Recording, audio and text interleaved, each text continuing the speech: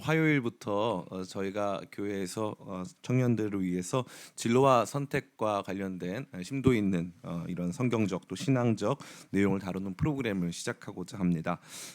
이러한 과정에서 우선적으로 나누고자 하는 메시지가 있는데, 그것은 우리의 삶의 마스터 플랜이 뭐냐 이거죠. 결국 우리의 삶에서 하나님께서 우리를 부르셔서 구원하시고 인도하셔서 하나님께서 이루고자 하시는 그 최종적인 뜻과 계획이 무엇이냐라고 하는 것들을 우선적으로 나누지 않고 우리의 선택과 진로를 논의할 수는 없습니다. 그렇기 때문에 우선적으로 하나님의 마스터 플랜을 아는 게 제일 중요하다라는 것을 시작으로 돌아오는 화요일부터 이렇게 우리 청년들을 위하여서 진로와 선택과 관련된 내용을 다루려고 합니다.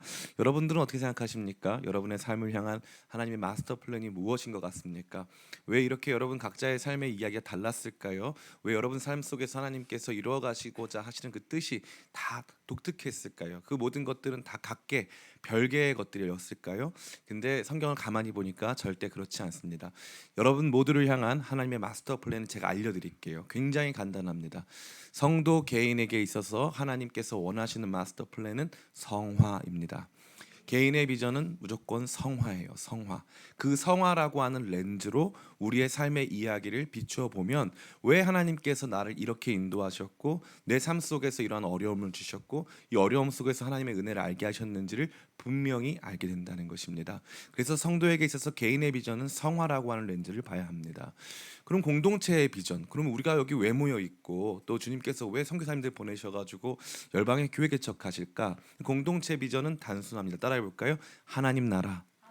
하나님 나라. 그러니까 하나님께서는 우리 각 사람을 거룩하게 하시면서 우리를 같이 모으셔서 우리로는 하나님 나라 이루고자 하신 그 귀한 뜻이 있다라는 것이 성경에 아주 일관성 있는 증언이 되겠습니다. 그렇다면 교회는 여기서 어떤 역할을 할까요? 여러분 각자의 성화를 돕고 하나님 나라를 함께 이루어가는 가장 중요한 단위가 바로 이 교회입니다. 그렇기 때문에 이 개교회 각 자기가 섬기는 이 지교회를 제대로 잘 만나고 이해하는 것이 여러분 각자의 성화와 하나님 나라를 함께 이루어가는 그 귀한 일들을 온전히 이룰 수 있는 귀한 방편이 되는 것입니다. 그렇기 때문에 여러분 각자가 개교회를 선택하고 그 교회 안에서 정말 함께 아름다운 교회를 세워나가는 것은 어찌 보면 여러분 인생의 목표를 이 성취해가는 과정이라고 해도 과언이 아니라는 것이죠. 저는 그래서 어떤 교회는 역기능적 교회도 있다. 그 개인의 성화를 망가뜨린다. 그래서 교회 가면은 집에서도 안 싸우다가 교회 가면 싸운다. 엮이는 교회의 핵심이죠. 집에서도 안 싸워요. 싸울 일이 없어요. 그래서 가만히 보면은 이 기쁨의 교회 외적으로 제가 성도님들 많이 만나는데 재밌는 게 뭐냐면 목사님 저는 살면서 싸울 일도 없고요. 화낼 일도 없어요. 근데 교회만 생각하면 너무 화가 나요. 이러는 분들이 계세요. 엮이는 교회죠. 엮이는 교회. 어떻게 보면 이 엮이는이라보다 극단적 숨기는 교회일 수도 있어요. 그래서 교회 때문에 너무 화가 나니까 나중에 성화가 이루어지는 그런 일들도 발생할 수 있거든요. 그러니까 이 교회라고 하는 게 애증의 관계죠. 참 이게 안 다니기도 그렇고 다니기도 그렇고 뭐 너무 힘들고 어렵고 이런 데 참 많이 있습니다. 그리고 기쁨의 교회는 그런 숨기는 교회 됐으면 길 원합니다. 아멘. 여러분 개인의 성화를 온전히 돕고 뿐만 아니라 함께 하나님 나라 이루어가는 거룩한 기쁨을 누리는 그러한 교회로 주님께서 우리를 부르셨습니다. 그렇다면 교회가 그러한 순기능을 잘 감당하기 위해 필요한 것은 무엇일까요? 따라해 볼까요? 성령 충만. 예, 교회가 교회 단위로서의 성령 충만을 경험하는 것이 교회의 이러한 순기능을 온전케 하는 가장 중요한 조건이 된다는 것을 저와 여러분들은 이미 알고 있고 또 사도행전이 끊임없이 증언하고 있는 것입니다. 목회자로서 제 평생에 여러분에게 한 가지 선물을 드릴 수 있다면 그 제가 하나님께서 너 아무거나 목회자니까 성도들에게 한 가지 선물 네 마음대로 줄 수 있다. 그러면 제가 여러분한테 무엇을 드리길 원하십니까? 목사님 돈을 좀 주시면 제가 열심히 좀 섬길 수 있을 것 같습니다. 그한 큰 거 10장 정도만 목사님 참 그거 기도해 주시면은 제가 진짜 열심히 한번 섬겨 보겠습니다. 생각할 수도 있는데 제가 여러분 섭섭하시겠지만 제가 여러분에게 제 삶을 걸고 꼭 드리고 싶은 것이 있다면 그것은 바로 성령 충만입니다. 신자의 삶에 있어서 돈으로도 살 수 없고 그 무엇과도 바꿀 수 없는 가장 고귀한 가치는 성령 충만입니다. 성령께서 우리 가운데 오셔서 그 당신의 거룩하심의 성품으로 우리를 성화의 자리로 나가게 하시고 성령께서 우리 가운데 오셔서 우리를 하나로 묶어주시고 우리로 함께 하나님 나라 바라보게 하시고 꿈꾸게 하시는 것입니다. 이와 같은 성령 충만의 역사를 같이 기대하고 소망하는 성도들, 그러한 성령 충만의 역사가 나타나는 교회 함께 만들어가는 우리들 되기를 예수님의 이름으로 축원합니다. 오늘 본문 말씀에 성령의 충만한 교회의 모습이 등장하고 있습니다. 다른 것이 아니라 바로 안디옥 교회인데요. 우리 기쁨의 교회가 이 안디옥 교회의 비전 위에서 설립되었고, 또 제가 안디옥 교회를 개인적으로 너무나도 사랑하기 때문에 지난 수년간에 걸쳐서 매우 빈번하게 이 안디옥 교회가 관련된 말씀을 전해드린 바 있습니다. 이 안디옥 교회와 관련된 이야기를 전할 때마다 제 마음이 기쁘지만, 이 안디옥 교회는 한마디로 성령 충만한 교회의 표상이었다라고 저는 감히 말씀드릴 수 있습니다. 이 성령 충만한 교회 하면 어떤 그림이 떠오르십니까? 오늘 설교 제목이 성령에 불타는 교회인데요. 성령에 불타는 교회는 제가 그냥 스스로 지은 게 아니라 이 찬송 우리 많이 부르는, 청년들이 많이 부르는 우리 예배곡 중에 성령에 불타는 교회라는 곡이 있어요. 뭐 얼마나 마음이 신나는지 몰라요. 성령에 불타는 교회 막 하면은 마음이 막 뜨거워지고 우리 마음에 진짜 막 불타오르는 것 같은 그런 기분이 들지 않겠습니까?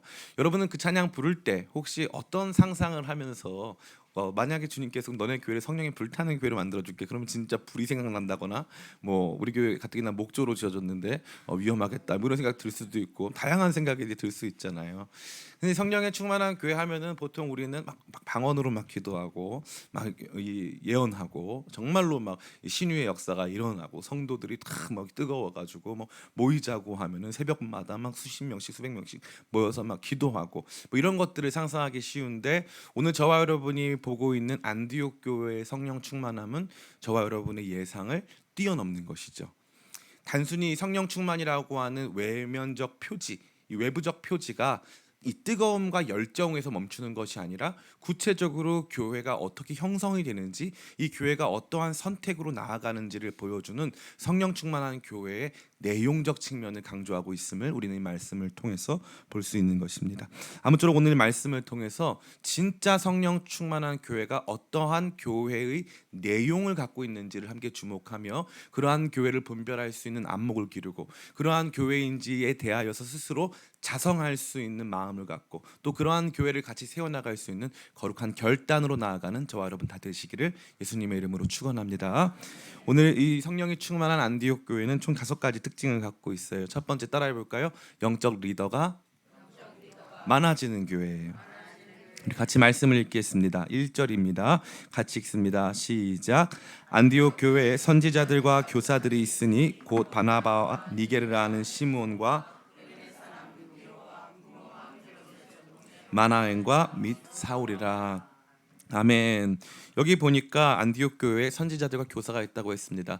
여기 등장하는 교사는 주일학교 교사를 말하는 것이 아니죠. 여기 등장하는 교사는 성경 교사를 의미하는 것입니다. 성경 교사는 조금 신학적으로, 조금 더 이 아카데믹하게 학술적으로 성경을 제대로 연구해서 성도님들에게 가르치는 봉사의 역할을 했던 분들이 바로 이러한 교사라 할 수 있습니다. 그럼 선지자들은 누구였을까요? 목사님, 이 당시에 선지자들은 막 예언하는 사람들인가요? 막 기도했더니 하늘로부터 예언이 임해서 막 선포하는 사람들을 의미하는 것일까요? 그렇지 않습니다. 선지자의 중요한 활동은 언제나 성경 말씀을 쫓아서 하나님의 뜻이 여기에 있다고 선포하는 사람들입니다. 오늘 우리로 치자면 교역자분들에 해당할 수 있다고 볼 수 있지요. 그러니까 안디옥 교회가 규모가 커지면서 조금씩 이 교회를 이끌어가는 영적 리더들이 많아지기 시작했다는 것입니다. 교회 안에서 이 사도적 권위에 의해서 이 보내심을 받은 이 바나바가 담임 목사의 역할을 했어요. 담임 목사의 역할을 하고 있었던 바나바의 목양 아래에 바나바가 위임한 권한을 가지고 많은 성도들이 훈련받고 교육받아서 다른 성도들에게 성경 말씀을 가르쳐주고 각 예배에 말씀을 선포할 수 있는 영적 지도자로 성장했음을 이 말씀은 보여주는 것입니다. 단순히 교회 봉사 많이 하는 주일학교 교사가 많은 것 좋은 일이죠. 감사한 일이죠. 그러나 다른 성도들에게, 성인 성도들에게 말씀을 가르쳐주는 리더가 많은 교회는 더더욱 좋은 교회입니다. 우리 기쁨의 교회는 좋은 교회입니다. 그래서 주일학교 교사가 아이들에 비해서 대략 200% 내지 400% 정도 더 많은 숫자를 보유하고 있습니다. 과도할 정도로 주일학교 교사가 많은데요. 그런데 그럼에도 불구하고 영적 리더가 되기 위한 훈련을 받자 하면은 그것은 굉장히 부끄러워하면서 많은 분들이 사양하고 있어요. 그 왜 그럴까요? 우리 교회가 아직 성령에 덜 충만해서 그래요. 성령에 충만하면 교사가 되고 싶고 하나님 말씀 알고 싶고 배우고 싶은 거죠.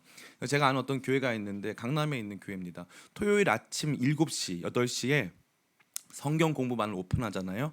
그러면 그날 이제 9시에 오픈하면 9시 5분이면은 성경 공부반이 다 마감이 되는 거예요. 근데 제가 너무 놀란 게 뭐냐면은 그럼 제가 물어봤어요, 목사님한테. 마감되면 어떡하냐? 그 뒤에 있는 성도들 못 하시면 어떡하냐 했더니 내년에 하시라고 권면드린대요. 그 제가 그럼 그 성도님 돌아가시면 어떡하냐 그랬어요. 그건 주님이 알아서 하실 거라고 그러더라고요. 저 같으면은 더 많은 반을 열어서 성도님들 배우시겠다는데 내년에 하라고 얼마나 속상하겠어요. 근데 제가 가만히 보니까 성도님들이 그 열정을 갖게 되는 중요한 이유가 뭐냐면 빨리 안 하면은 나 못 들어간다.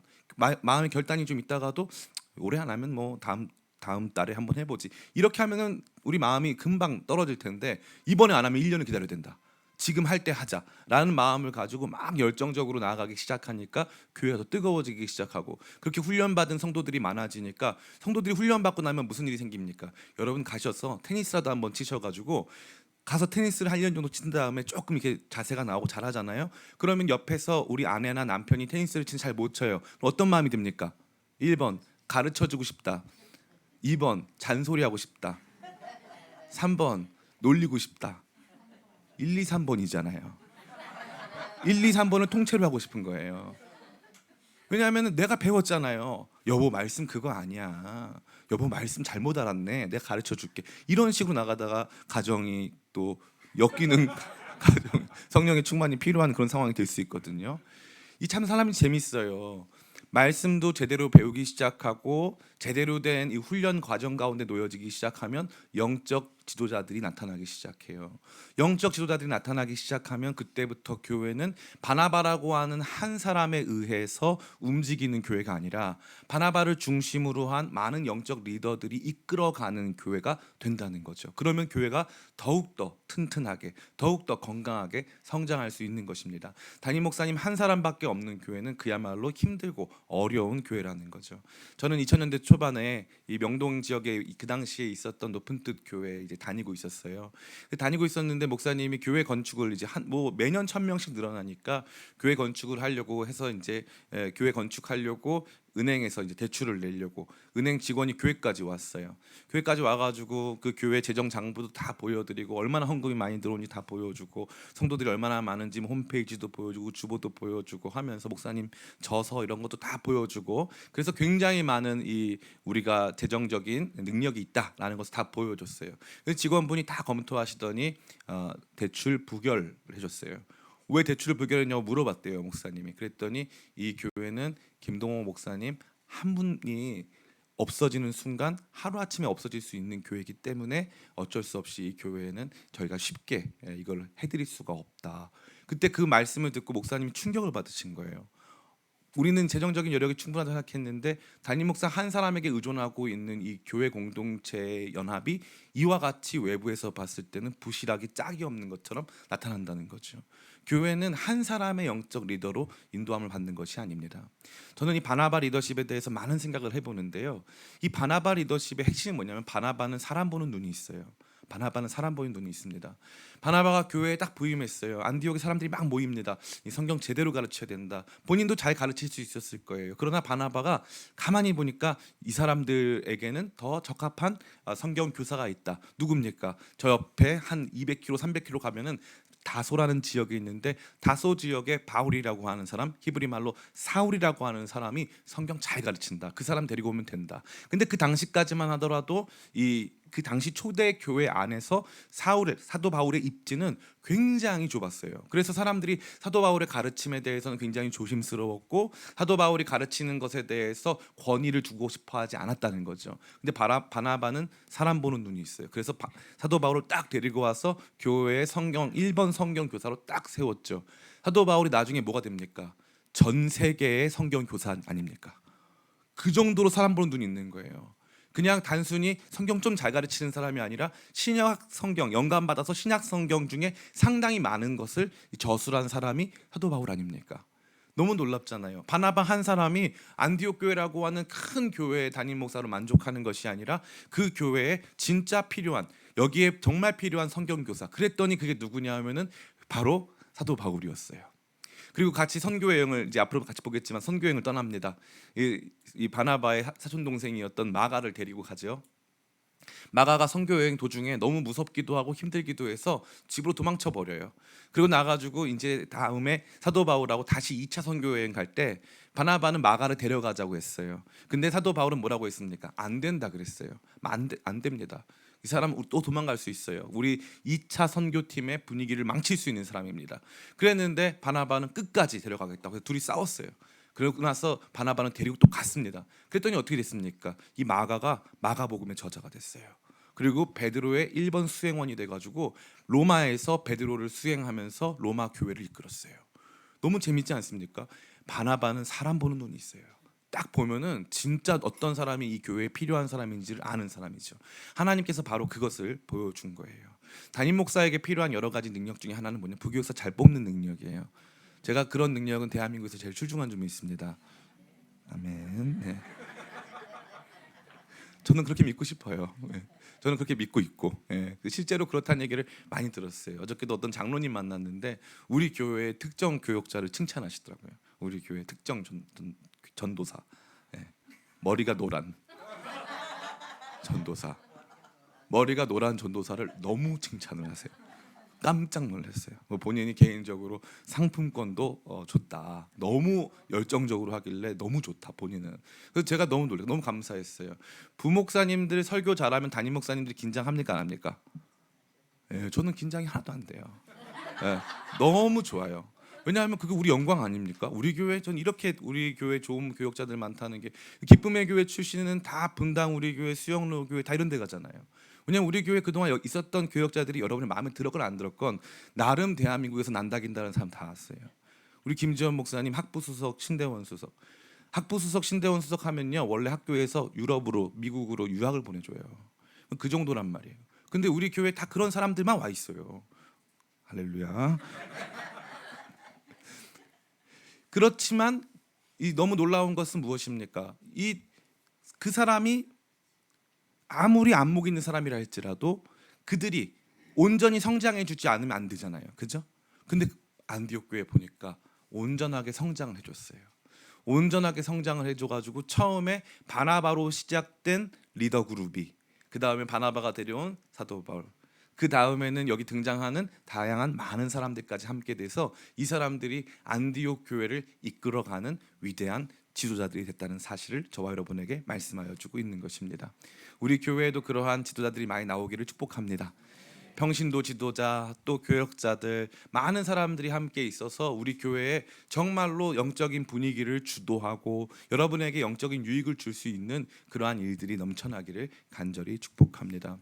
교회가 건강한 것을 사람들마다 교회의 건강성, 건전성을 평가하는 기준이 다 달라요. 근데 교회라고 하는 것은 근본적으로 세속적 가치를 두고 말할 때에도 교회는 근본적으로 종교단체입니다. 그 종교단체인데 재정 투명성 물론 중요하죠. 그런데 종교단체는 그렇다고 단순히 구호품을 나누어주는 어떻게 그런 이 구호단체는 아니지 않습니까?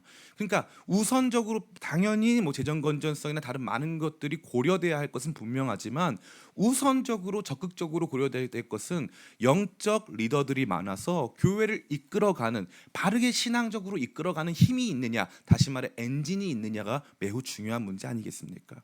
그것을 우리가 우선적으로 바라보고 생각해봐야 할 것이고 안디옥 교회 역시 성령에 충만하여서 교회를 이끌어갈 수 있는 영적 엔진을 가지고 있는 많은 지도자들이 있었음을 저와 여러분에게 보여주고 있는 것입니다. 두 번째 따라해 볼까요? 다양한 교회. 예, 다양한 사람들이 많이 모이는 교회가 바로 이 안디옥 교회였음을 우리는 볼 수 있습니다. 우리 1절부터 1절 같이 한번 읽겠습니다. 1절 같이 읽습니다. 시작. 안디옥 교회에 선지자들과 교사들이 있으니 곧 바나바와 니게르라 하는 시므온과 구레네 사람 루기오와 분봉한 헤롯의 젖동생 마나엔과 및 사울이라. 아멘. 여기 보면은 이 5명의 사람들이 각기 지역이 다 다릅니다. 뿐만 아니라 이 사람들이 사회 계층도 다 달라요. 이 바나바는 잘 아시는 바와 같이 이 사이프러스 섬 구브로 출신의 레위인이었고 사도들에게 굉장히 인정받는 사람이었습니다. 예루살렘 출신이 되겠죠. 니게르라 하는 시몬이라고 되어 있는데 이 니게르는 검다라는 뜻입니다. 지금 뭐 만약에 영어로 이걸 시청하시는 분이 들었다가 오해할 수 있는데 많이 우리가 쓰는 이 비속어 중에 하나죠. 영어 비속어 니그로라고 하는데 바로 여기서 등장한 거예요. 그러니까 검은 사람이라는 거죠. 얼굴이 검었다라는 것은 뭐 그 당시에는 사회적 하층민을 또 의미하는 것입니다. 그러니까 어떤 사람은 얼굴이 검은 사람, 얼굴이 하얀 사람, 다양한 인종적으로 구성되어 있었던 영적 리딩 그룹이 바로 안디옥 교회에 있었다는 거죠. 여기 등장하면 또 재밌는 게 있어요. 구레네 사람 루기오. 왜 이 사람은 구레네 사람이라고 이름 붙여졌을까요? 이 구브로와 구레네 사람들, 다시 말해 이 리비아 지역에 있었던 사람들과 사이프러스 섬 지역에서 출신의 사람들이 같이 안디옥 교회를 세웠기 때문에 안디옥 교회의 양대 산맥이 구브로 출신, 구레네 출신입니다. 그럼 바나바가 구브로 출신이니까 형평성을 맞추기 위해서 아마도 구레네 사람 루기오가 이 교회의 중요한 리더로서 직분을 감당한 것으로 보여집니다. 뿐만 아니라 분봉왕 헤롯의 젖동생 마나인이라고 되어 있는데 이 젖동생이라고 하는 표현은 유년 시간을 같이 보낸다는, 그러니까 한마디로 이 왕손 왕실 친족으로서 이 유년 시절을 이 헤롯과 같이 보낸 사회 고위층 인사였음을 말해주고 있어요. 그럼 참 재밌죠. 니게르라고 하는 시몬인데 얼굴이 검고 그 당시의 사회 하층민과 노동자 그룹을 대변하고 있다면 여기 등장하고 있는 이 마나엔이라고 하는 사람은 이 당시의 지배층, 이 당시 로마 제국에 편승해서 사회적으로 특권을 누리고 있었던 특권층을 얘기하는 거거든요. 굉장히 다른 두 개의 계층이 지금 함께 여기 모여 있다라는 것입니다. 그리고 나서 누굽니까? 사울입니다. 사울. 이 사람은 이 굉장히 열정적인 이 유대교 어떻게 보면은 이 신자였습니다. 그런데 그럼에도 불구하고 성령께서 그를 만나 주시고 예수님이 그를 만나 주셨기 때문에 놀라운 변화를 경험했죠. 이와 같이 다양한 사람들로 구성되어 있는 것이 성령 충만한 교회의 굉장히 중요한 특징입니다. 교사들로만 구성되어 있는 교회, 강남에 사는 부자들로만 있는 교회, 이런 교회가 송구하지만 편리하고 좋은 교회일 수는 있지만 성령께서 진짜 역사하시는 교회의 표상으로 보기에는 어려운 측면이 매우 많습니다. 우리밖에 모르는 교회, 우리가 전부인 교회, 절대 그러한 교회는 성령께서 일하시는 교회라고 감히 말씀드릴 수 없습니다. 목사님 어떻게 그렇게 단편적으로 말씀하십니까? 사람이 살다 보면 좀 친한 사람들끼리 모일 수도 있는 거 아닙니까? 예수님께서 12제자를 뽑으셨어요. 12제자를 뽑았는데 이 예수님은 역사상 가장 힘든 소그룹을 인도하신 분이에요. 가장 힘든 소그룹. 그 힘든 소그룹 중에 4명은 어부 출신이, 그리고 1명은 예수님 팔아먹었어요. 가룟 유다. 거기 그럼 질럿 땅 시몬이라는 사람이 있는데 이 질럿 땅 시몬이라고 하는 사람은 테러 분자예요. 테러 분자. 로마 정부의 압제로부터 이 이스라엘을 해방시켜야 된다고 생각해가지고 테러 활동까지 서슴지 않던 사람이 바로 이 질럿 열심당 시몬이라는 사람이에요. 근데 열심당 시몬이 제일 싫어하는 사람이 있었어요. 누군지 아세요? 세리 마태. 그럼 예수님의 제자들 안에는요 극우, 극좌, 중도 보수, 배신자 되게 많아요. 다양해. 그럼 이 사람들끼리 친했을까요? 안 친했을까요? 꼭 끼리끼리 다녀요. 끼리끼리. 야고보와 요한, 베드로와 안드레 형제예요. 여기에서도 또 혈연 관계가 있어요. 지연도 있잖아요. 지연 갈릴리 출신들. 셉니다 세. 근데 예수님이 12제자들 소그룹 하는데 12제자들 소그룹이 쉬워요, 어려워요? 어려워요. 누가 더 높은가 지들끼리 싸우고 있어요. 이런 소그룹이 예수님이 만든 12지파 소그룹이에요. 그래서 교회는 가만히 두면 싸운다 안 싸운다? 싸운다. 그래서 이 법조인 분들이 무슨 소송을 안 맡으려고 그래요? 교회 소송을 안 맡으려고 그래요. 교회 소송이 힘들어요. 왜냐하면은 기본적으로 처음에 교회가 생길 때는 은혜롭게 생겼어요. 처음부터 이상하게 생겼어요. 은혜롭게 생겼단 말이에요. 은혜 때문에 받아줬어. 그런데 거기 가보니까 이제 난리가 나는 거지. 시간이 지나니까 성령 충만은 사라지고 은혜는 없어지니까 서로 대판 싸우기 시작하는데 그때부터는 원래 가만히 두면 싸울 사람들이었거든요. 같이 있으니까 막 싸우기 시작하는 거예요. 사소한 분쟁이 막 일어나기 시작하는 거죠. 근데 그들이 함께 있는 유일한 이유가 뭐예요? 성령의 하나 되게 하심. 그게 전부예요. 성령의 하나 되게 하심이 전부입니다. 전부. 그거밖에 없는 거예요. 우리 교회에도 별 이상한 특이한 사람들 되게 많잖아요. 그죠? 우리 교회 김다비드 학순이라는 애가 있어요. 이 진짜 실명입니다. 다비드 학순. 국적은 프랑스. 우리 교회 얼마나 좋은 교회예요. 어떻게 왔냐 그랬더니 목사님 말씀 듣다 왔대요. 왜 왔는지는 모르겠어요. 와가지고 얼마나 잘 섬기는지 몰라요. 프랑스 파리에서 그 날아온 성도 한 명. 이 사람은 왜 왔는지 저 사람은 왜 왔는지 알 수가 없어요. 지나가다가만 와가지고 같이 있어 보면은 지역도 다 달라요. 왜 여기 우리가 모였는지 여러분 어떻게 설명하시겠어요? 이완 목사님이 설교 잘해서 그랬으면 좋겠어요. 그랬으면 좋겠지만 안타깝게도 성령이 하나 되게 하심이에요. 성령이 하나 되게 하심. 오늘 아침에 우리 조이풀 틴즈 이 밖에 나가서 지금 야외 예배 중이거든요. 그러니까 아까 말한 그 형제가 목사님 익명으로 좀 돈 좀 보내주세요 해가지고 저한테 그래서 다 실명 공개할 건데 그래가지고 다 공개하는 거예요. 왜 그런지는 모르겠어요. 하나님이 우리를 불러 모아 주셔서 각자가 여기에 왜 와 있는지는 모르는 국적도 다르고 배경도 다르고 좋아하는 것도 다른 우리가 같이 모이는 거죠. 성령의 역사에는 언제나 이런 일이 있는 거예요. 언제나 이 다양성이 굉장히 중요한 것입니다. 전 여러분 모두가 우리 교회를 바라볼 때 이 사람 마음에 안 들고 저 사람 마음에 안 들잖아요. 왜 이렇게 마음에 안 드는 사람이 많은 거야 생각이 들죠? 따라해 볼까요? 교회가 부흥 중. 예, 교회가 부흥 중인 거예요. 마음에 안 드는 사람이 너무 많죠. 교회가 부흥하고 있는 거예요. 예. 마음에 꼭 맞는 사람들만 있죠. 교회가 망해가고 있는 거예요. 예. 그리고 맨날 그런 사람들 고민이 뭐냐면은 우리는 너무 행복한데 성도가 별로 없대요. 왜냐면 우리끼리 행복하니까 성도가 없는 거예요. 마음에 안 드는 사람, 꼴보기 싫은 사람이 있어야 돼요. 그래야 예배도 나눠지죠. 이렇게 다양하게 나눠지고.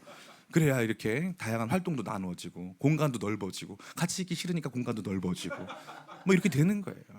성령의 역사는 언제나 우리를 다양한 공동체로 빚어가게 하심을 바라보는 저와 여러분 다 되기를 간절히 원합니다. 아멘. 상당히 재밌어하는 지체도 있네요. 예. 세 번째 성령의 역사 빨리 끝낼게요. 같이 제가 따라해 볼까요? 날마다 금식하며 예배하는 교회. 예, 우리 같이 2절 말씀 읽습니다. 2절 말씀 같이 읽습니다. 시작. 주를 섬겨 금식할 때 성령이 이르시되 내가 불러 시키는 일을 위하여 바나바와 사울을 따로 세우라 하시니. 아멘.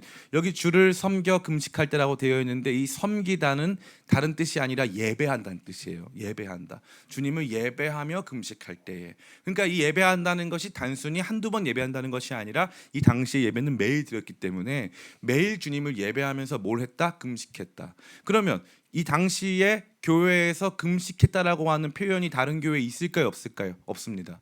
교회 단위로 금식한 유일한 교회는 안디옥 교회예요. 그래서 제가 예전에도 말씀드린 바 있는데 금식은 기도 부스터입니다. 기도를 더 강렬하게 더 뜨겁게 하기 위하여서 하는 것이 바로 이 금식이에요. 하나님 앞에 우리 자신을 더 온전하게 드리고자 하는 마음의 열정을 가지고 드리는 것이죠. 근데 안디옥 교회는 이것을 교회적으로 예배 가운데 행하고 있었으면 저와 여러분에게 보여주는 것입니다. 목사님이 기도하자고 해가지고 기도하는 교회가 아니라 같이 기도하는데 뜨거움을 가지고 심지어 기도 가운데 금식해야 되겠다는 마음 먹고 계속적으로 금식을 교회의 굉장히 중요한 활동의 일환으로 삼고 있었던 교회가 바로 이 안디옥 교회고, 안디옥 교회가 성령 충만했던 이유, 또 안디옥 교회 안에서 성령의 역사가 활발했던 중요한 이유가 바로 이 날마다 금식하며 예배하는 교회입니다. 금식과 예배가 없다면 그것은 어떻게 보면 안타깝지만 활력 있는 교회의 모습이라고 감히 말씀드릴 수 없는 것입니다. 그렇기 때문에 제가 지난번에도 우리가 한번 금식했지만 한 번 더 금식을 하려고 마음을 먹었어요. 그래서 조만간에 여러분과 같이 그 시간들을 나누고 하려고 하는데 의심의 눈초리로 목사님 다이어트 하려고 한다 생각할 수 있겠지만 그런 의심도 합리적인 의심인데 그래도 어찌 됐건 금식이라도 해가지고 우리 같이 한번 좀 뜨거워졌으면 하는 바람이 있습니다. 날마다 금식하며 예배하는 교회, 성령에 충만한 교회인 줄 믿습니다. 기도하지 않고 금식하지 않고 예배하지 않는 교회, 그 교회는 좀 뜨거운 교회가 아니라고 할 수 있겠죠. 저희 교회가 이제 수요 예배 대신에 이제 영적 훈련을 하려고 했는데 제 마음에 불편함이 굉장히 많아요. 가뜩이나 우리 교회는 새벽 기도회도 없는데 수요 예배까지 없으니까 영적 공백이 쭉 이어지다가 그러다가 이제 금요일 날 조금 하는데 금요 기도회가 더 뜨거워질 줄 알았거든요. 그래서 웬걸 수요 예배가 없으니까 금요 기도회도 사람들이 더 안 오기 시작하더라고요. 그래서 제 마음 안에 참 여러 가지 불편하고 또 안타까운 심정이 있습니다. 여러분들 안에 다시 권면하여 드립니다. 교회는 기도하고 예배하며 금식하는 교회인 줄 믿습니다. 그게 바로 교회의 모습이에요. 그래서 기도가 교회의 심장인데 기도하고 예배하는 것들을 상실하지 않는 우리가 되기를 간절히 원합니다. 네 번째입니다. 따라해 볼까요? 상식을 초월하는 성령의 인도하심에 순종하는 교회. 우리 다시 한번 2절 말씀 읽어보겠습니다. 같이 읽습니다. 시작. 주를 섬겨 금식할 때 성령이 이르시되 내가 불러 시키는 일을 위하여 바나바와 바울을 따로 세우라 하시니. 아멘. 여기 보니까 금식하는 그 과정 중에서 성령께서 역사하기 시작합니다. 성령이 이르시되, 이 성령의 음성이 한 개인에게 들렸을까요? 아니면 여러 명에게 들렸을까요? 그것을 알 수는 없습니다. 한 개인이 이것을 강하게 받고 그것을 나누었을 때 많은 분들, 특별히 여기 등장하고 있는 영적 지도자들 안에서 어느 정도의 공감이 이루어졌던 것으로 보여져요. 어찌됐건 성령의 음성이라고 하는 어떤 이 매개체가 울려 퍼졌고, 그것이 이 당시에 있었던 안디옥 교회의 영적 지도자들 안에서 크나큰 공감을 불러일으킬 그때쯤에서 성령께서 요구하시는 것은 다른 것이 아니라 바나바와 사울을 따로 세우라는 것입니다. 이 바나바는 담임 목사님이고 사울은 교회의 대표 성경 교사입니다. 담임 목사님과 대표 성경 교사가 없어지면 이 교회의 존립이 아주 위태로워지는 것이죠. 그럼에도 불구하고 성령께서는 이 당시에 교회 공동체가 안정적으로 유지되어야 한다라고 하는, 우리가 모두 다 가질 수밖에 없는 아주 근본적인 상식을 초월하여 이 두 사람을 따로 세워라, 따로 세워서 내가 그들을 통해서 할 일이 있다라고 말씀하시는 그 음성에 순종했다라는 것입니다. 순종했다라는 거죠. 최근에 이 어떤 한 교회에서 담임 목사님이 이제 한 대학교의 총장님으로 부임하는 일이 생겼습니다. 한 대학교의 총장님으로 부임하시게 됐는데, 이 교회가 이제 부산 지역에 있는 교회인데, 그 교회가 건축을 하면서 이 대출을 한 500억 정도를 받았어요. 근데 교회가 굉장히 크기 때문에 얼마든지 그것을 갚을 수는 있긴 한데, 이제 많은 분들이 그렇게 되면은 담임 목사님이 어떤 학교의 총장님으로 가시면 담임 목사직을 수행을 못 하니까 갑자기 리더십에 공백이 생기면은 안 되지 않냐. 그러니까 이제 어떤 장로님들이 가서 학교 가서 시위도 하시고 목사님에게 탄원도 하시고 이렇게 하시는 모습을 제가 본 적이 있습니다. 지극히 상식적인 거죠. 상식적인 것입니다. 그러한 상황에서 목사님이 움직이면 안 되죠. 예, 상식적으로 그렇게, 그거는 이제 우리 모두가 예상할 수 있는 것이죠. 그런데 교회가 언제나 상식에 머무르면 안 돼요. 상식적인 것도 당연히 해야 되고 상식은 기본이죠. 그 미니멈입니다. 근데 갑자기 성령께서 맥시멈을 요구하실 때가 있단 말이에요. 맥시멈을, 교회가 조금 불안해 보일 정도로 맥시멈을 요구하실 때가 있단 말이죠. 맥시멈을. 그때 순종할 수 있느냐 없느냐. 주를 섬겨 금식할 때에 성령이 이르시되 바나바와 사울을 따로 세우라.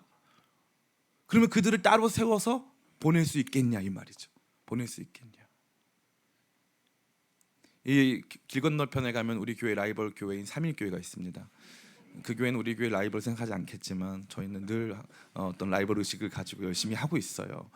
근데 이 삼일교회 송태근 목사님이 부임하실 때 강남교회에서 정말로 열심히 사역하셔가지고 교회가 크게 부흥했습니다. 근데 목사님이 이제 20년을 채우면 원로 목사 자격을 얻을 수 있는데, 원로 목사 자격이 주어지면은 원래 받으시던 사례비의 뭐 상당 부분을 받으시고, 또 계속적으로 어떻게 보면 교회가 많은 것들을 지원해 줍니다. 그러니까 보통 목사님들은 원로 목사 되는 게 꿈이고, 저도 그 꿈이 있어요. 근데 농담이고 다 아시죠? 예. 근데 강남교회에서 목사님이 19년 차에 여기 삼일교회 담임 목사님으로 부임하셨을 때 굉장히 교회가 시끄러웠어요. 교회가. 왜냐하면은 목사님이 떠나가시는데 노량진에서 1호선 타고 노량진, 용산, 남영에 내리면 목사님이 부임한 교회가 있어요. 5천 명 중에 상당수가 이 목사님 설교 때문에 와 있는 사람들이에요. 그러니까 교회가 불안하잖아요. 그러니까 이제 목사님 이렇게 하면 법이 어디 있습니까? 무슨 뭐 다른 타 지역으로 가는 것도 아니고 전철 타고 두 정거장만 가면 되는 곳으로 목사님이 부임하시면 안 됩니다. 이제 이런 막 이야기가 있었던 거죠. 굉장히 상식적인 이야기잖아요. 충분히 그런 부분들을 고려하고 또 목사님 입장에서도 배려했었어야 되는 거잖아요. 근데 그 당시에 이 삼일교회가 전임 목사님의 이 성추문 문제로 온 교회가 시끄럽고 교회가 다 흔들릴 때였어요. 그럼 누군가는 가서 그 역할을 해야 된다. 거기 교회를 안정시켜야 된다라고 보셨고, 목사님은 1년 더 교회를 안정시키는 것은 그러면 본인도 안정되고 원로 목사로서 안정되고 그쪽 교회도 안정될 수 있다라는 판단이 있으셨겠지만, 자꾸 기도하니까 하나님께서 그쪽 교회에 대한 마음을 주셨다 이거예요. 그래서 그 결단을 했다는 거죠. 근데 혜성처럼 그 당시 홈페이지가 난리가 났었어요. 근데 혜성처럼 어떤 한 성도님이 저도 송태근 목사님 설교 듣고 강남교회 왔지만 하나님께서 그 목사님을 이 교회에 하나님으로 세우신 건 아니지 않느냐. 그러니까 우리가 이 교회 안에서 진짜 다시 한번 하나님의 뜻을 구해보자 해가지고 한 성도님이 장문에 글을 남기면서 교회가 안정이 되고, 그러면서 이제 자연스럽게 목사님은 떠나보내고 새로운 목사님 모시고 하는 이런 과정이 진행됐다는 것을 뭐 많은 분들이 알고 있고 저도 많이 들었습니다. 사랑하는 성도 여러분, 성령의 역사는 때때로 상식을 초월하는 선택을 우리 가운데 요구하세요. 이 상식을 초월한다는 게 법을 어겨라 혹은 누군가의 이익을 극대화해 줘라, 그런 건 절대 아니죠. 도리어 상식을 초월해서 위험하지만 교회가 감당해야 할 일들을 감당하자. 위험하지만 그런 일들을 위해서 누군가, 그 교회에 중요해 보이는 누군가를 파송하자라고 하는 것이 성령께서 주시는 상식을 초월한 인도하심일 때가 너무나도 많습니다. 우리 기쁨의 교회도 그런 일들이 많아요. 우리 교회에는 신학생들이 많거든요. 신학생들이 많으면은 보통 교회에서 어떻게 하냐면은 이 신학생들이 교회 안에서 잘 역할을 감당하고 남아있기를 바라잖아요. 근데 저는요, 신학생들 때가 되면은 다 내보냅니다. 내가 추천서 다 써줘가지고 다 다른 교회 가서 배우라고. 저 교회 가서 배우고 저 교회 가서 배우고. 그러면 제가 가면은 그 친구들 가면은 제 마음이 기쁠까요, 안 기쁠까요? 안 기뻐요. 얘가 하던 역할이 있는데 가니까 제 마음이 너무 슬퍼요. 너무 힘들어요. 그래서 다 보냅니다. 다 보내요. 다 딴 데로 보내잖아요. 그럼 그 교회 가서 얼마나 잘하는지 몰라요. 정말 전국 교회에 우리 기쁨의 교회 출신 사역자들이 너무나도 많습니다. 근데 그동안 교회는, 기쁨의 교회는 어떻게 돼요? 조금씩 약화되는 거예요. 그 신학생들이 열심히 하던 자리가 비어지고, 그러면서 거기에 다른 사람이 채워질 줄 알았는데 안 채워지는 일도 많아요. 그런데 그럼에도 불구하고 저는 그 일을 포기하고 싶지가 않아요. 얼마 전에 스승의 날 때 한 전도사님이 5만 원짜리 봉투를 들고 찾아왔어요. 찾아와가지고 저보고 선생님이라고 찾아왔어요. 저 그런 거 좀 어색하고 낯설거든요. 선생님이라고. 그래서 저 보면서 너무 그거 보면서 감동이 되더라고요. 왜 감동이 됐냐 하면은 우리 기쁨의 교회가 저 신학생을 품고 같이 있었으면 우리 교회에 얼마나 큰 기둥이 됐겠어요. 근데 지금 전국 교회에 기쁨의 교회에서 배우고 기쁨의 교회에서 훈련받아서 나가 있는 수많은 사역자가 있는 거예요. 그러니까 하나님께서는 그 일을 이루시려고 우리에게, 특별히 저 자신에게 성령의 상식적인 수준을 넘어서는 결단을 요구하신다 이거예요. 기쁨의 교회에서만 써먹지 말고 내보내라. 따로 구별해서 그들을 보내라 말씀하시는 것입니다. 마지막 5번째입니다. 성령의 불타는 교회, 따라해 볼까요? 보내는 교회. 3절 말씀 같이 읽겠습니다. 같이 읽습니다. 시작. 이에 금식하며 기도하고 두 사람에게 안수하여 보내니라. 아멘. 저는 이 말씀이 너무 좋아요. 금식할 때 음성 듣고, 음성 들은 다음에 결정해서 금식해서 보내는 거예요. 기도로 시작하고 기도로 마무리하는 겁니다. 그렇게 해서 어떻게 해요? 보냅니다. 언제 돌아올지 모르는 여정 아닙니까? 그래서 이 첫 번째 1차 선교 여행은 대략 2년에서 3년 걸렸어요. 담임 목사님이 2년에서 3년 동안 살지 죽을지를 모르는 선교 여행을 떠나야 된다고 생각해 보세요. 얼마나 힘들겠습니까? 그런데 보내는 거예요. 누가요? 교회가 금식하고 성령의 충만함 속에서 그 역할을 감당한다는 것입니다. 얼마 전에 이 한 신학생들이 와가지고 저를 인터뷰해 갔어요. 목사님, 목회가 무엇입니까? 그래서 제가 잘 모른다고 답을 줬어요. 그런데 어쨌건 그 목회가 뭐냐고 막 질문하는 신대원 과제가 있어서 전 찾아왔어요. 한 전도사님한테 물어봤어요. 제일 존경하는 목사님이 누구냐? 그랬더니 이제 이 김삼성 선교사님이라는 분이 계신데 카자흐스탄 알마티에 있는 은혜교회라는 교회를 담임하세요. 알마티 은혜교회 담임 목사 김삼성 목사님을 제일 존경한대요. 그래서 왜 존경하냐? 그랬더니 이 친구가 하는 말이, 본인이 이 이스라엘에서 이 김삼성 목사님한테 이 훈련을 받았대요. 그래서 뭘 배웠냐 했더니, 이분이 카자흐스탄 알마티, 카자흐스탄은 이슬람 국가예요. 이슬람 국가에서 교회를 세워서 교회가 3,000명, 5,000명이 넘어요.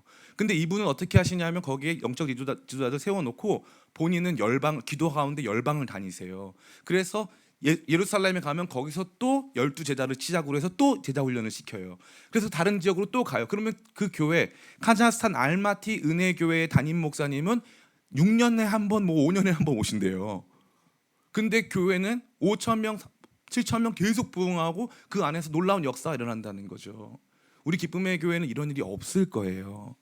전 못 가요. 저도 갈 데가 없어요, 딱히. 어디 막 6년씩 가고 이러면 어려워요. 저도 힘듭니다. 그런 일은 없어요. 안 갈게요. 그런데 너무 놀라운 건 전 안 갈 테니까 중요한 건 뭐예요? 보낼 수 있냐 이거예요. 보낼 수 있냐. 우리는 모든 것들을 안에서 교회는 언제나 사람들이 와야 하는 공동체. 그러니까 인풋이 있는 공동체라고 생각해요. 보내면은 문제가 생긴다고 생각하죠. 근데 여기 보니까 이 안디옥 교회는 보내는 교회예요. 담임 목사님과 최고 1등 성경 교사를 보내는 거예요. 교회의 두 기둥을 보냅니다. 그러면 교회가 그동안 어떻게 됐을까요? 갔다 온 동안 안정됐어요. 성장했어요. 성숙됐어요. 이런 일들이 발생하는 거죠. 제가 굉장히 목회적으로 힘들었던 시간이 있어요. 2021년도 넘어갈 때 너무나 목회적으로 힘들었어요. 그래서 한 목사님을 만나서 대화를 나눴어요. 우리 교회 상황을 잘 아는 아주 유명한 목사님이신데 목사님하고 대화를 나눴는데 그 교회는 이제 작은 교회 운동을 하세요. 우리나라 작은 교회 운동의 대부예요. 그 목사님이 이제 뭐라고 하시냐면은 이 목사님 저랑 4시간 정도 얘기하면서 이 목사님 떠나라 그러시는 거예요. 떠나세요. 어딜 떠나세요? 그거 모르겠고 떠나라는 거예요. 목회가 안 되면 떠나래요. 그래서 어딜 가요? 그랬더니 1년 동안 아무도 모르는 데가 숨어 있으래요. 그래서 그 목사님이 하신 얘기가 뭐냐면은 본인이 그랬다는 거예요. 처음에 작은 교회 운동을 했는데 교회가 작아지지 않고 커지더래요. 그래서 이거를 다 쪼갰대요. 작은 교회 운동을 해야 되니까 다 쪼갰대요. 그런데 나중에 자기들끼리 다 합치자 그랬대요. 그러다가 또 쪼갰대요. 막 이걸 막 반복하다 보니까 자기가 너무 힘들더래요. 그러고 나가지고 이제 안식년이 딱 도래하자마자 저는 안식년 갈 테니까 마음대로 하세요라고 하고 본인은 저 일본 아무도 모르는 지하로 들어가서 1년 동안 그냥 거기서 말씀 묵상하고 기도하고 살았대요. 갔다 봤더니 교회 문제가 다 해결됐대요. 저한테 떠나라고 하더라고요. 우리 집사람도 웃잖아요. 왜냐하면은 저는 그런 거 생각도 못 해봤거든요. 근데 참 재밌더라고요. 하나님께서는요 교회에게 그걸 요구하는 거예요. 우리 기쁨의 교회 어떤 교회입니까? 지금 뭐 우리 한 200명 안 되는 성도들이 모이잖아요. 왔다가 떠난 성도가 500명이에요. 우리 기쁨의 교회 무슨 교회? 보내는 교회. 보내는 교회, 파송하는 교회. 한국 교회 파송하는. 지금 선한목자교회 제일 많이 가 있다고 들어요. 파송하는, 보내는 교회입니다. 저는 여러분이 이것을 두려워하지 않기를 축복합니다. 단순히 제가 농담처럼 말씀드렸지만 우리 교회 정말 많은 선교사, 지금도 우리 교회 지금 영국 웨일즈 가면은 웨일즈의 이게 기쁨의 교회인가 그 웨일즈 교회인지 모르겠어요. 다 글로 가 있어. 지금 글로 갈 계획을 가진 사람들도 굉장히 많아요. 굉장히 나쁜 사람들이죠. 근데 다 글로 가요. 보면서 그 교회는 좋겠다. 우리 교회 성도 데려가서. 근데 제 마음이 너무 기뻐요. 좀 있으면 이제 6월 우리 10일 날 선교사님 오시는데 정말 우리 마음 안에 기쁨이 있습니다. 교회는 보낼 때 성령의 역사를 경험하는 줄 믿습니다. 이제 말씀 마칩니다. 성령의 불타는 교회는 다른 교회 아니에요. 영적 리더가 많은 교회, 다양한 사람들로 구성된 교회, 날마다 금식하며 예배하는 교회, 상식을 초월한 성령님의 인도하심에 순종하는 교회, 보내는 교회. 이러한 교회, 성령의 불타는 교회인 것을 같이 생각하면서 우리 교회가 성령의 불타는 능력을 경험하는 교회 될 수 있도록 함께 이러한 마음으로 기도하는 저와 여러분 다 되기를 예수님의 이름으로 축원합니다. 제가 기도하겠습니다. 아버지 감사합니다. 우리 성도님들 참 넓은 마음으로 이 부족한 종의 말씀을 잘 수용하고 순종했습니다. 그러나 주님, 인간의 말로 순종하고 들어줄 만한 이야기다 하는 것이 아니라 함께 기도하며 금식하는 가운데 성령의 역사를 체험하게 하여 주시옵소서. 우리의 상식을 뛰어넘어 우리 교회를 또 우리 자신의 삶을 확장시키시고 성숙시키시고 성장시키시는, 그래서 우리의 삶의 성화와 하나님 나라의 놀라운 역사를 이루어 가시는 주님을 바라볼 수 있도록 주님 역사하여 주시옵소서. 우리의 모든 것들 통하여서 성령의 놀라운 역사 이루어 가실 주님을 찬양하오며 예수님의 이름으로 기도드리옵나이다. 아멘. 이 시간 찬양하면서 준비된 예물 주님께 올려드리겠습니다.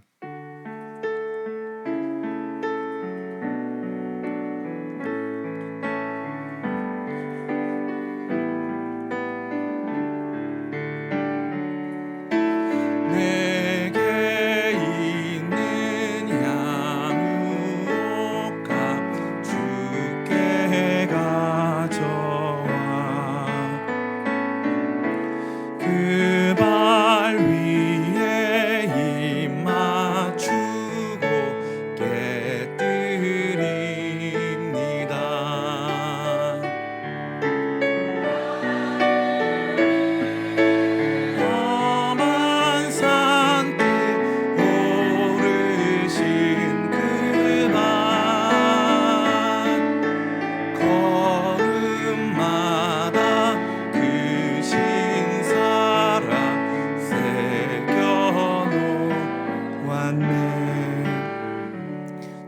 귀한 예물 주 앞에 올려드리며 우리의 심령 성령에 불타오르기를 간절히 소원합니다.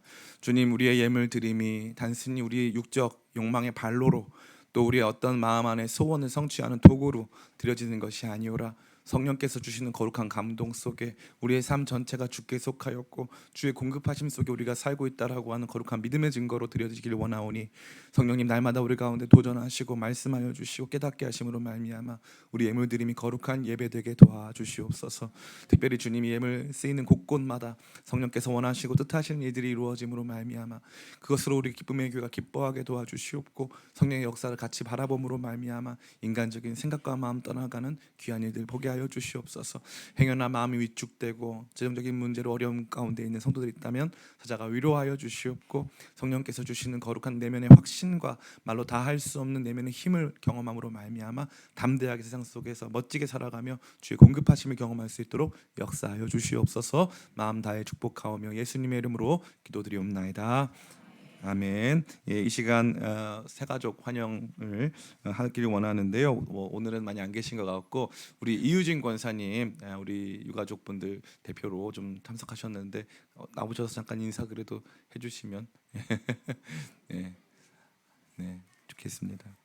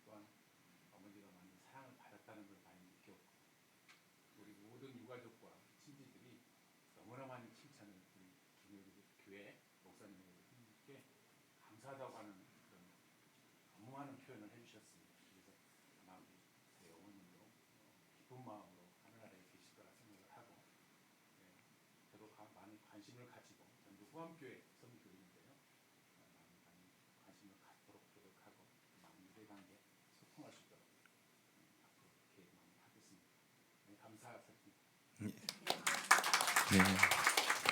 너무나도 감사합니다. 우리 후암교회에서 아마 진행하셨으면 더 좋으셨을 텐데 우리 유진 권사님 이 유지를 받들어서 기쁨의 교회에서 장례식을 주관했거든요. 근데 성도님들 많이 동참해 주셨고 또 했는데 하나님의 은혜가 또 특별했던 것 같습니다. 그 이유는 우리 권사님이 특별했기 때문이었던 걸로 저는 굳게 믿고 있습니다. 그리고 우리 유진 권사님 유가족분들이 또 식사를 대접해 주셨어요. 그래서 이번 주는 우리가 또 장은택 형제 가정에서 또 먼저 장례식이 있었기 때문에 먼저 하고 다음 주에 우리 또 이유진 권사님 가정에서 또 이렇게 제공해 주시는 우리 식사 우리 같이 나누면서 또 기억하고 또 감사하는 시간 됐으면 좋겠습니다. 우리 참석해 주신 우리 유가족분들께 위로의 박수, 격려의 박수 드리기 원합니다. 네, 조이풀 콰이어 단원 모집하고 있고요. 수련회 준비위원회 모집하고 있습니다. 금요기도에 또 선교학교가 있죠. 선교학교 광고가 제일 중요한데 영상 잠시 한번 보시겠습니다. 선교학교 영상.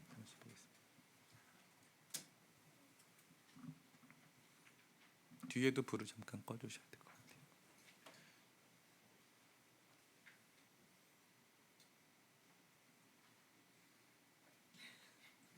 같아요.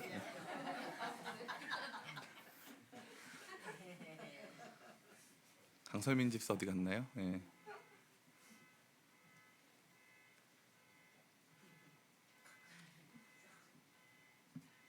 몰래 카메라인가요?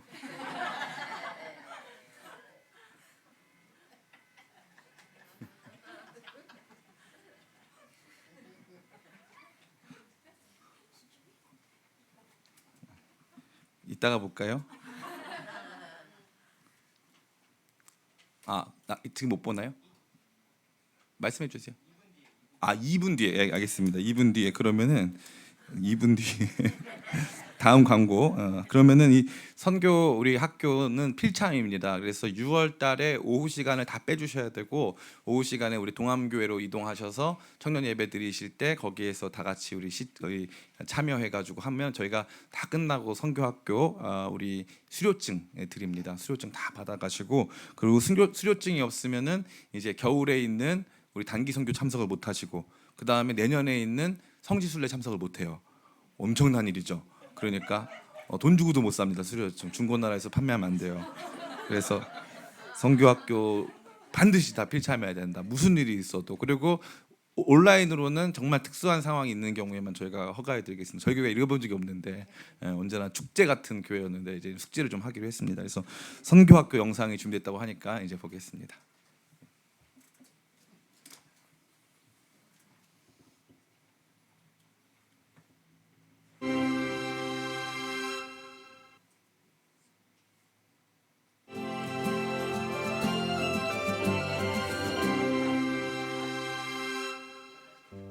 오늘 다시 시작. 오 다시. 안녕하세요. 강설민 집사입니다. 오늘 우리가 함께 나눌 말씀은 신명기 10장 19절 말씀입니다. 너희는 나그네를 사랑하라. 전에 너희도 애굽 땅에서 나그네 되었음이니라. 아멘. 우리는 나그네입니다. 이 세상을 살지만 언젠가 떠나야 하기 때문입니다. 그런 점에서 우리는 모두 이 세상에서 나그네로 삽니다. 특별히 이 세상에서조차 더더욱이 나그네로 살아가는 사람들이 있습니다. 재난과 분쟁, 경제 등의 이유로 고국을 떠나 낯선 땅에서 나그네로 살아가는 이웃들에게 기쁨의 교회가 눈을 맞추고자 합니다. 2023년 6월 한 달 동안 기쁨의 교회가 나아갈 선교의 새로운 방향점을 제시하는 선교 학교가 개강합니다. 너무 듣고 싶은데 집이 멀어서 예배 마치고 저녁까지 듣는 것은 부담이라고요? 걱정 마세요. 6월 한 달 동안 청년 예배가 선교학교로 탈바꿈되어 오후에 청년 예배를 드리는 것만으로도 선교학교를 수강할 수 있답니다. 전민찬 선교사님, 양은직 선교사님, 담임 목사님 등 고학력, 고스펙에 검증된 최고의 강사로 구성된 이번 선교학교에 기쁨의 교회 성도 여러분을 모두 초청합니다. 선교학교를 통해 잠자던 우리의 가슴을 다시 뜨겁게. 오늘 다시 시작. 오 다시.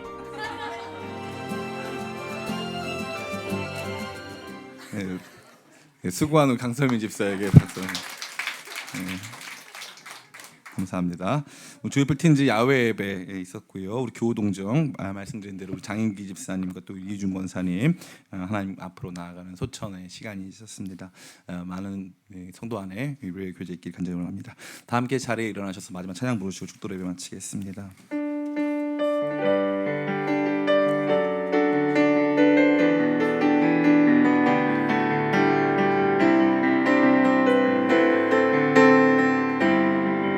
내 눈 주의 영광을 보내. 우리 가운데 계신 주님,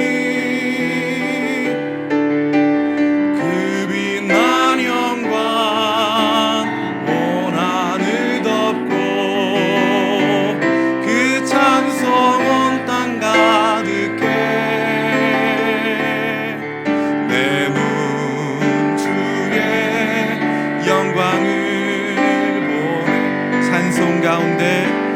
가운데 서신 주님, 주님의 얼굴은 온 세상 향하네. 걷는